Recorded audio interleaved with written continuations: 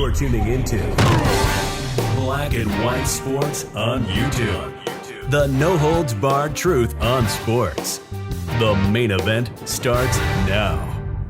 Well, Black and White Sports fans, we're going to be talking about Stephen A. Smith of ESPN, the star of First Take.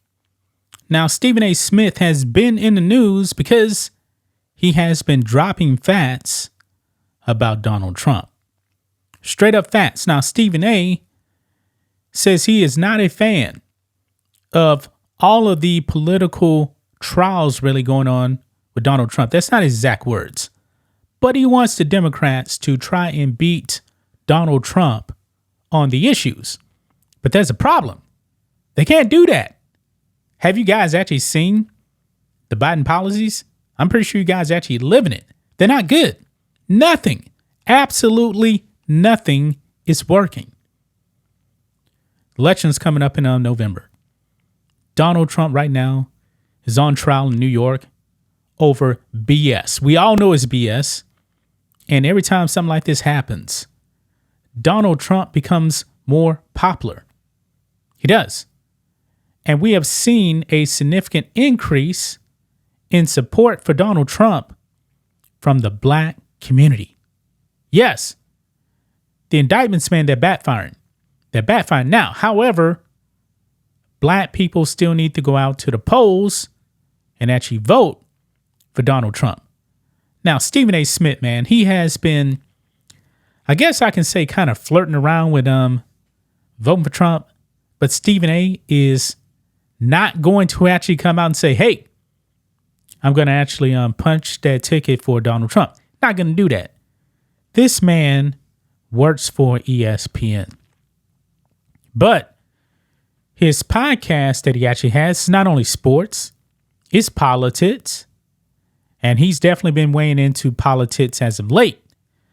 Now, the NAACP, Roland Martin, they've been going after Stephen A. Smith. Because Stephen A. Smith did come out and say that black people, they feel like Donald Trump is being oppressed, very similar to the way black people have been treated in this country. And they want to support Trump.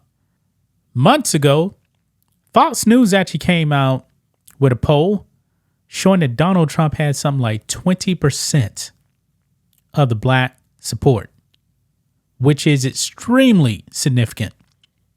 You have to go way back to before the civil rights era when black people weren't really voting Democrat at like a 90% clip. It's possible that could actually change. Now, Stephen A. Smith says he's not going to vote for Trump. However, if he actually goes out there and says that he's actually going to vote Trump, the votes are going to come after him. And I believe that Stephen A. is also up for a contract renewal with ESPN. So that actually brings us to the most deranged person out there. Not just Trump deranged, but probably the most deranged person out there with a name. Keith Olbermann, who actually used to work for ESPN Sports Center back in the day. This man is now calling for ESPN to fire Stephen Anthony Smith. Why? Because he's not completely bashing Trump. Yes, this is insane, man. Let's get into it, guys. Make sure you guys like this video, subscribe to the channel, become a channel member. Member live stream every single Friday at 10 a.m. Central Standard Time. We appreciate the support. So here we go. Check this out. Keith Olbermann demands ESPN fire Stephen A. Smith for not criticizing Trump. Now, Stephen A. actually appeared on Fox News. And I'm pretty sure Keith Olbermann didn't like Stephen A. appearing on Fox News, but Stephen A. has been on there before. And him and Sean Hannity are friends. So, look here. It says Stephen A. Smith addresses why black voters are flocking to Trump in an interview with Fox's Hannity. So, let's go ahead and play this here, man. Listen in. that you're scared you can't beat them on the issues and the merits. Here now with more. ESPN host, the one, the only, he hates to admit he's a friend of mine. You can admit it. Just say it. My friend Stephen A. Smith is here. Of course we're friends, man. Anyway, great to have you. I thought that was gutsy. I kind of like your podcast because you go off into, other topics besides the area of expertise that you're in, which is sports. Yes. You said that. First, the question I have is, what was the reaction to that? Obviously, I took a lot of heat. A lot of people didn't like the fact that I said it. They wish that I had it. And when I give a damn, I'll let you know. I don't care. I'm going to speak my mind. I'm going to speak what I believe to be true. And when I think about Donald Trump, I think about this case in New York. I mean, I'm looking at the Democrats right now. And again, primarily, I have voted Democrat throughout my life, but I'm utterly disgusted with what I'm seeing because it seems to me that they're trying to use the law in the courts. They've clearly politicized this thing with Donald Trump because they can't come up with a strategy to offset the momentum he's clearly gained. In at least 5 polls, he's up. He's up in the polls over Biden, at least 5 polls that I counted. That's the reality of the situation. Actually, it's more than that, but anyway. Despite the counts against them, the indictments against them, being impeached twice and all of this other stuff, he is the presumptive GOP nominee.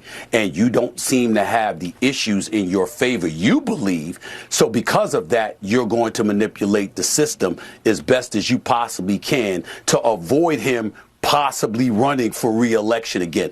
That appears to be their strategy, but I'm here to tell you, it's not working. It's not working at all, and to be quite honest with you, I don't mind the fact that it's not working, because I might not be a supporter of Donald Trump, but I want him to lose the right way. I want him to lose because you have better ideas, and you make your case to the American people better than he does. That's why I want him to lose. I don't want him to lose the way they're trying to make him lose, because I actually think that the case in New York City is pretty weak, if not flat out bogus. Have you remembered John Edwards? Have you remembered Gary Hart? Have you remembered some of the things that Clinton has gone through? Now we're going to talk about a hush money case that took place while he was running for election in 2016, but he was in office until 2020, and now here you are in 2024, months before another election, that he's the presumptive GOP nominee, and this is what you're trying to do. It's a disgrace. It's weak. It's pathetic. And somebody needs to say it. The Democrats need to come up with a better strategy, because this ain't working. They don't have a strategy. They don't have a strategy. Stephen A. Smith knows that. Let me ask you this. We look at polls. Polls are always broken down demographically, and you see this major erosion in the Democratic base for Biden. African Americans, Hispanic Americans, young people, suburban women, for example. I mean, numbers that we've never seen before. In terms of a Democrat. If he doesn't get his base back, which I would argue he's been trying to do, starting with the State of the Union and his jacked up address, he's got no shot. And if Donald Trump can hold on to 5, 10, 15% of the numbers that he has now, he will win the next election. Why is that happening? That's my question. Well, first of all, the streets don't seem safe. And people want safety. We can sit up there and lament, quote unquote, law and order, which is what Donald Trump used to verbalize. But the fact is, the American people like law and order. We want our streets safe. We want to make sure that you've committed a crime, you get to go to jail. You don't sit up there and get arrested and you're out the same day. You don't want to assault people and you're out the same day. That's number one. Obviously, number two, the economy, which is usually number one, because people don't understand this when it comes, especially the black folks. Okay, let me tell you something right now, Sean. When you talk about the economy, to black folks, that means money. To everybody, it means money, but especially to us, okay, who are no longer the dominant minority in this country. Those are the Latinos. When we talk about the economy, we're not talking about, the state of affairs economically, or even the job participation rate. We're talking about the money that you keep in your pocket. When you go to the gas station and it's exorbitant prices, when you go to the supermarket and milk and bread and cheese and all of this other stuff is exorbitantly high compared to what it once was, that is a red flag to a lot of folks, because the money you keep in your pocket is what tells you whether or not the economy is flourishing or not. So those are just a couple of components that come into the equation. And dare I say something that will probably be termed the most uncomfortable thing that I've ever had to articulate out of my mouth from a political perspective. But I got to tell you something. as much as people may have been abhorred by Donald Trump's statement weeks ago, talking about how black folks, he's hearing that black folks find him relatable because what he's going through is similar to what black Americans have gone through. He wasn't lying. He was telling the truth. When you see the law enforcement, the court system, and everything else being exercised against him, it is something that black folks throughout this nation can relate to with some of our historic, iconic figures. We've seen that happen throughout society. So no matter what race, what ethnicity you may emanate from, we relate to you when you're suffering like that, because we know we have. And that's what he articulated. As unpopular as it was, as much as we didn't like to hear it, it's the truth, and there's no way around it. Those are all contributing factors to the state of affairs with the slippage that appears to be taking fold when it comes to President Biden, unfortunately. You're talking about racial disparity in our justice system, and you know what? So, you guys heard that right there, man. Stephen A. was on point, but however, Keith Olbermann is demanding that ESPN, a white leftist, is demanding that ESPN fire a black man because he got off that Democrat plantation a little bit right there. Yeah. So listen in to deranged lunatic Keith Olbermann. Here are the headlines from the Tuesday edition of the Countdown Podcast, now live wherever you podcast. ESPN must either silence its top figure, Stephen A. Smith, or fire Stephen A. Smith. Once upon a time, a long time ago, you could be on one television channel talking benignly about good old sports, while you were also on another television channel talking about party politics, partisanship, and even endorsing one presidential candidate over another. A long time ago. I know this because I used to do it a long time ago. A long time ago, like 2010. But this is no longer 2010. So why is ESPN letting Stephen A. Smith go on Fox News and campaign for Donald Trump? They either have to silence him or they have to get rid of him. All that plus the news headlines. Trump now thinks that his thugs should be, to quote his online post, allowed to protest at the front steps of courthouses all over the country.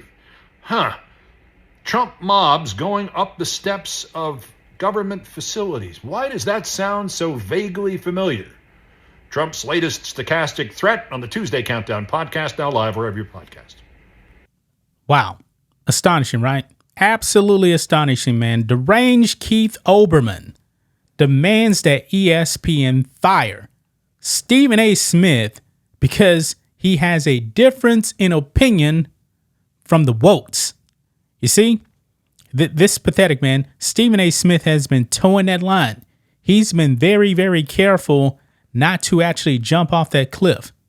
Maybe, just maybe, Stephen A. Smith actually wants to do that. He says that he wants Trump to lose the right way. But in reality, does Stephen A. Smith actually want to go out there and vote for Trump? He'll never tell you.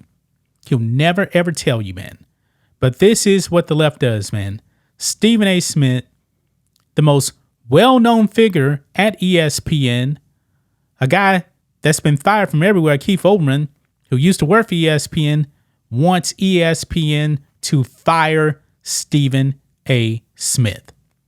That's just my thoughts on this. What do you guys think of this? Black and white sports fans, let us know what you think about all this in the comments. Make sure to subscribe to the channel, and we will catch you next time. Thanks for watching the show. Be sure to like, comment, and subscribe. Be sure to tune in next time on Black and White Sports.